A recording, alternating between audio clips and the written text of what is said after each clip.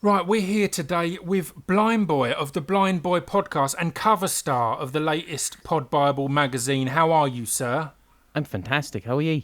I'm good. Are you enjoying the unusual, lovely weather that we're experiencing? I am, but the thing is, when it's hot like this in Ireland, we can't enjoy it because we know it's fleeting. So I have a sense of like it's like Spain. It's like Spain right now.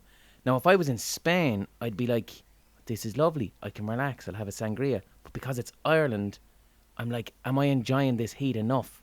Or am I enjoying it in the right way? So there's an anxiety to it. So now I kind of just want the certainty of sideways rain. You talked about this on one of your podcast episodes, about the difference of context. And it's what I love about your podcast is that it can go absolutely anywhere and everywhere. So to start things off on this chat, just how did you start your podcast? Why did you want to go into podcasting? What was the kind of the genesis? You, to be honest, honestly, I'd been obviously a fan of your music, and I would have been listening to your podcasts, Jesus, back 2014, 2015 maybe. Yeah, right, and start. like, I found it really interesting what you were doing. I was like, here's somebody who is doing this music career, and the thing is too, music, it's hard to make a living out of music, Yeah. you know, and it's like, here's another way that he's using his voice, and it's similar themes to what you were doing with the music, and it's just, there's certain creators, yourself, also people like Limmy, that I would look towards and go, there's an alternative option rather than the straight mainstream, because I was in music, so it's like, I don't want to be holding to labels, and I was in TV, I don't want to be holding to TV companies. Here's an alternative option to do what you want in a really DIY way. So I met you in it was 2016 or 2017, and I was doing gigs in London. In Soho. In Soho, yeah, and you wanted me on as a guest in the podcast, and you came to my flat, and just seeing that you had the whole podcast set up just in one little case. A little flight case, definitely. And seeing it being done physically, that type of thing made me feel, wow, I could try doing this. It's just 2 mics and some equipment. Why not? And then, of course, you introduced me to Acast. Yeah. So, to be honest, Pip, yeah, you're the reason I got into podcasting. You're the reason you're the reason. Like, I was obviously listening to lots of other podcasts, but you were the person that made it seem possible. You know what I mean? Do you know when you want to do something, you see somebody that's doing something, and you go, I could try that. Yeah. My example is always amusing. In my youth, I went to see so many great bands, so many amazing bands, but I genuinely credit seeing the Bloodhound Gang at the garage as the ones that made me go, I reckon I could do that. Because that's not meant to be disparaging at all to them. But I looked up and kind of went, this doesn't seem that far away. Like when I saw the Stones or the Beastie Boys or whoever else, that was like, well, that's a different world. Whereas seeing the Bloodhound Gang, I was like, that might be achievable. At the very least, I can try. It's finding that thing that I think as well. That's why representation is so important in media as well. Yeah. Because I have no shortage of people to look towards that are like me. But if 100%. You're trans or if you're a minority group, it's important to have someone who's like, they're like me. That seems achievable.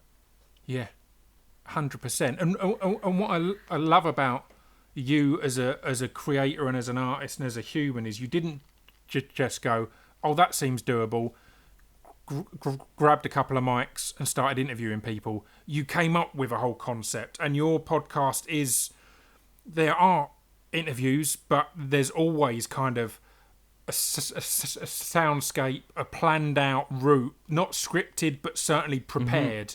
And that's what I love about it. It stands out from every other podcast to me, because it is, I sit down, I know I don't just want it on when I'm doing other stuff. I want to be able to give my attention, because it feels like more of a complete package. And with the greatest respect to myself and to Stu here, with our podcast, it feels like it can be on in the background.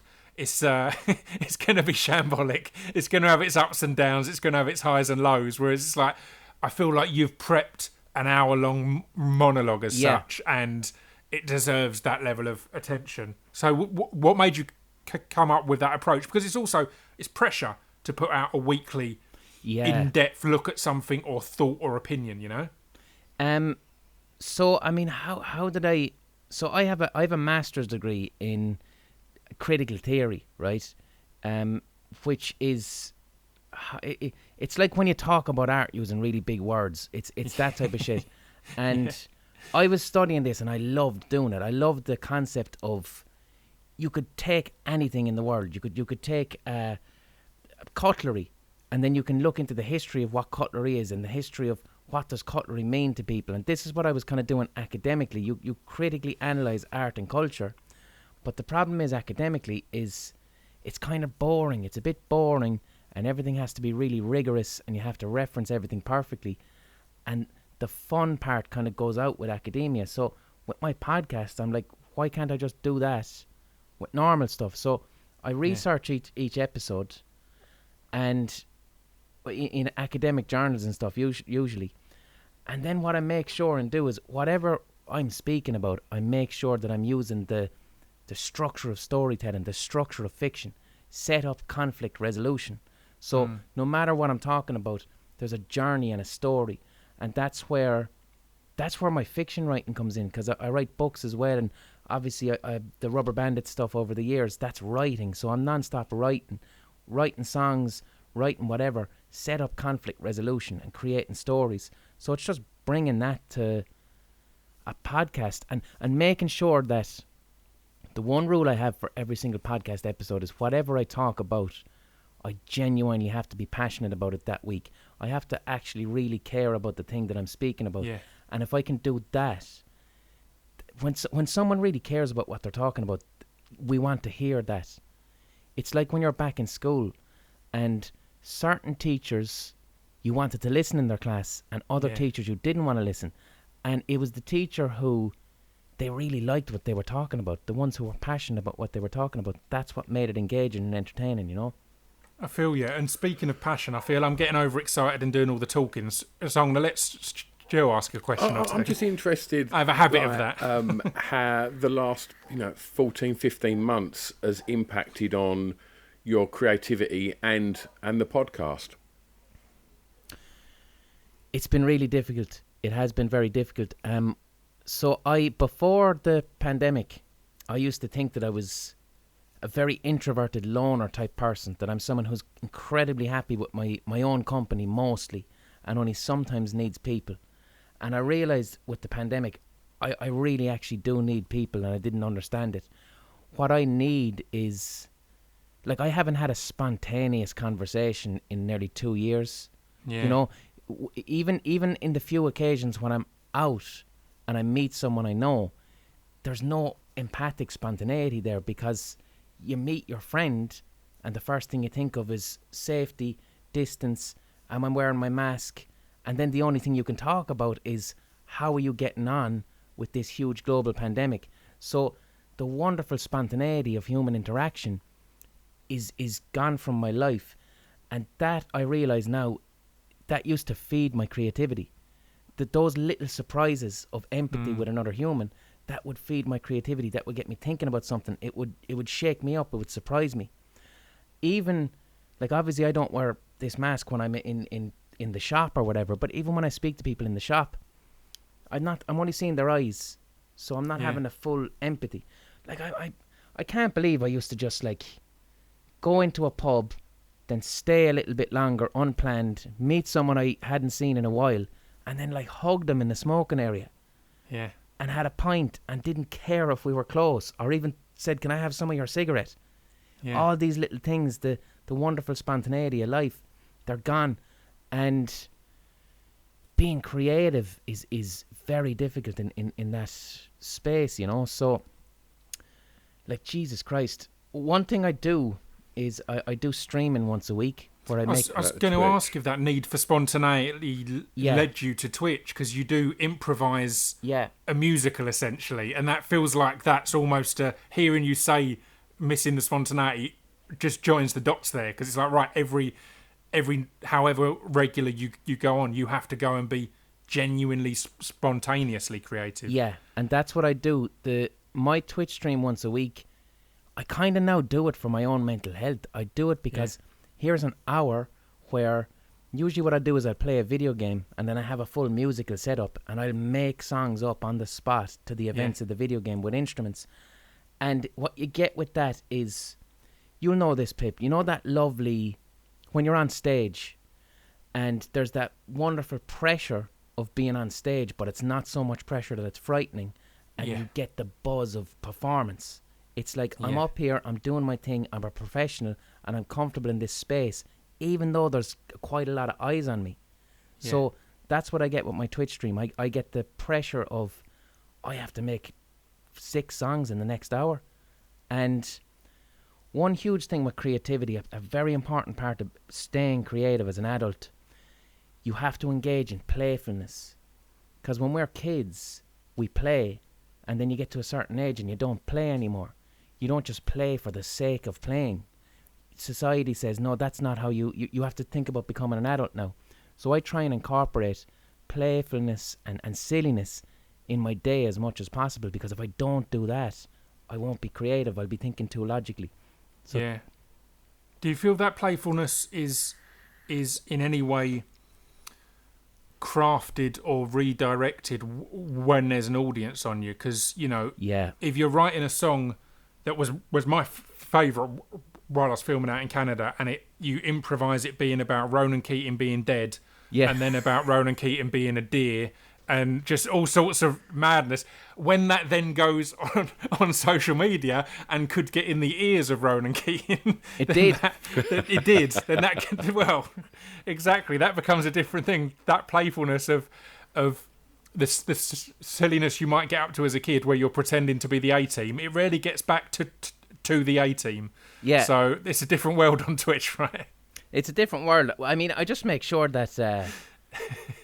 I just when I'm doing that song was about. I think it was about Ronan Keating being both dead and alive at the same time, as a type of, as a deer, and I don't know where my brain is going at that point.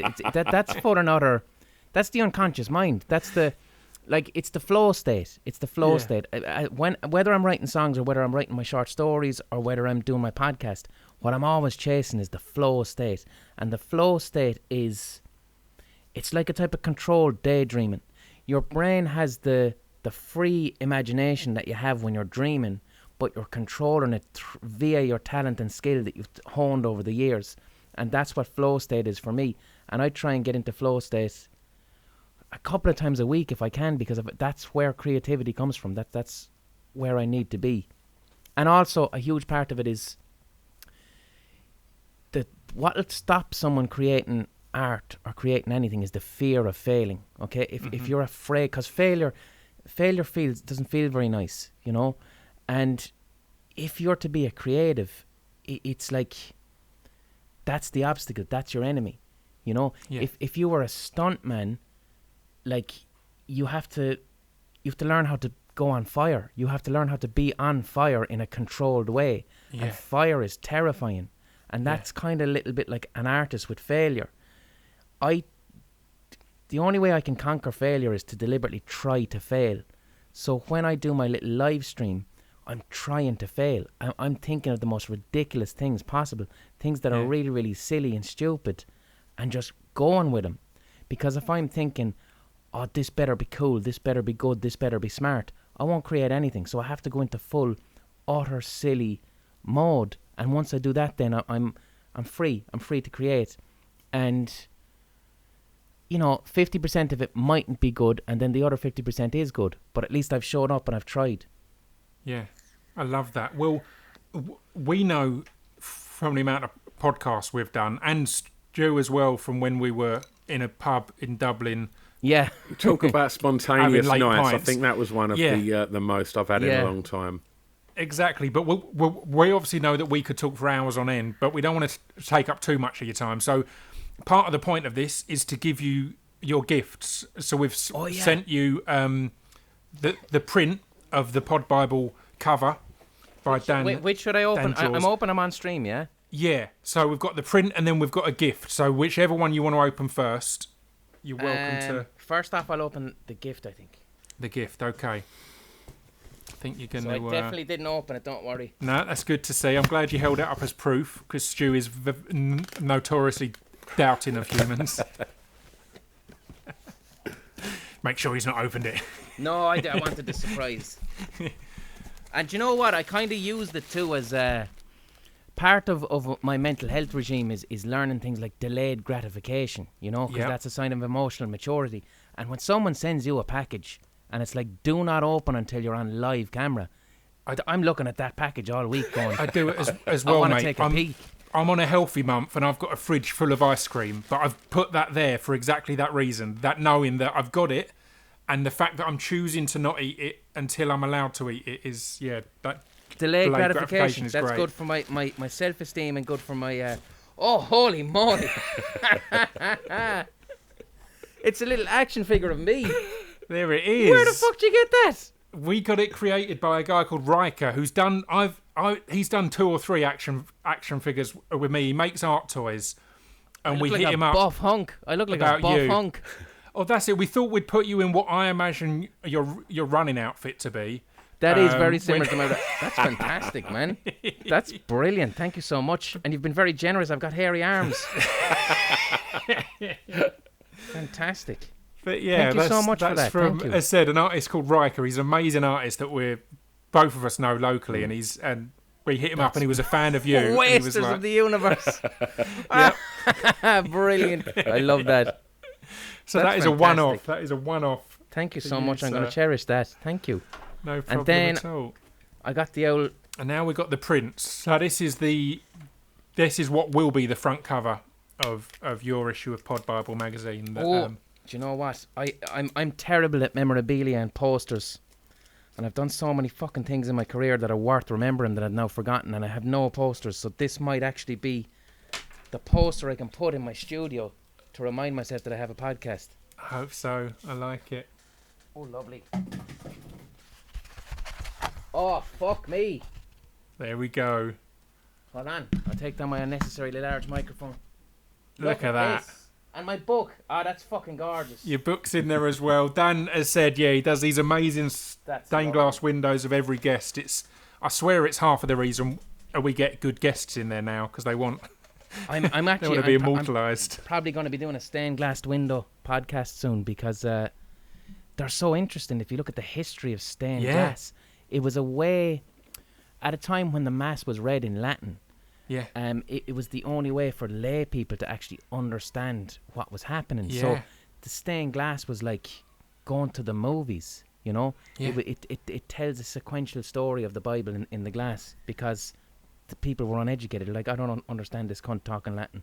Yeah, I remember that from going to church as a kid, and it being, rather than just here's the big stained glass one at the back as it might be these days, it was, as you say, it's different stories and parables being told in the windows. But yeah, so there we go, man. That's our gifts to you. How was the delayed gratification? Absolutely. Did you feel fantastic. It helped from having to wait and look at it for a week or two? No, it was good fun just going, no. The lads have asked me not to open it, so I'm gonna stick with that. And it was I get to pat myself on the back now and say, you're definitely an adult, Blindboy. Even though you're almost 40, you're definitely an adult now. You've mastered delayed gratification. I love it. Well, thank you very much for your time and for answering your questions. We feel, because that section is normally easy to find because people can Google it, but the section is always called The Gospel According To, and you've done a Gospel According to Blindboy already, so it might get confused in Google searches, but you know, it'll be there for all to find at podbiblemag.com. Yeah, man, thank you for coming on, and thank you for your podcast. As I said, it's a ray of light. Absolutely. Thank you so much. Thank you. Thanks for having me on, and Pip, thanks for the inspiration, and thanks for the help you gave me early on in my career, introducing me to people like Acast and making it possible. And the one thing too, it's doing something like that is really, really nice. And what I always try and do to pay back is I help other people then as a result. If someone comes to me wanting to start a podcast or something like this, I then help them and pay it on, if you get me. But thanks for that. I love it. All right, God bless, lads. Thanks, There we go.